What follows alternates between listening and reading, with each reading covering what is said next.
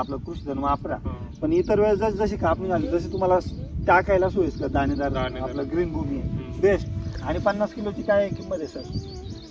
700 रुपये. आणि तेच जर तुम्ही दाणेदारमध्ये रासायनिक खत घ्यायला गेला, आज काय किंमत आहे रासायनिक खताची? 1800-1900. कोणतं खत 12-32-16 घ्या, 10-26 घ्या किंवा साधं 18-46 जरी घेतलं तर तुम्ही 1500 पासून पुढे आणि म्हणजे 2000 रुपयापर्यंत तुमच्या त्यांच्या किमती आहे या ग्रेडनुसार. ते तुम्ही जर इथं तुम्ही NPK 3 घटक मिळत आहे तुम्हाला आणि 700 रुपयात बॅग मिळते, म्हणजे 2000 रुपयात तुम्हाला 3 बॅग मिळत आहे. मग तुम्ही टाका ना त्यात, तेवढ्याच खर्चामध्ये हे खत वापरा.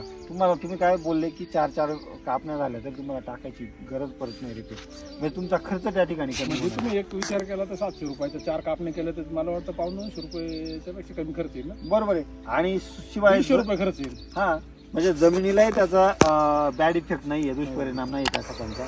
त्यानंतर जे जनावरं चारा खात आहे त्यांना पण दुष्परिणाम नाहीये, आणि त्या जनावरांचं दूध आपण खातोय आपल्याला पण दुष्परिणाम नाही. म्हणजे किती सोपी पद्धत आहे.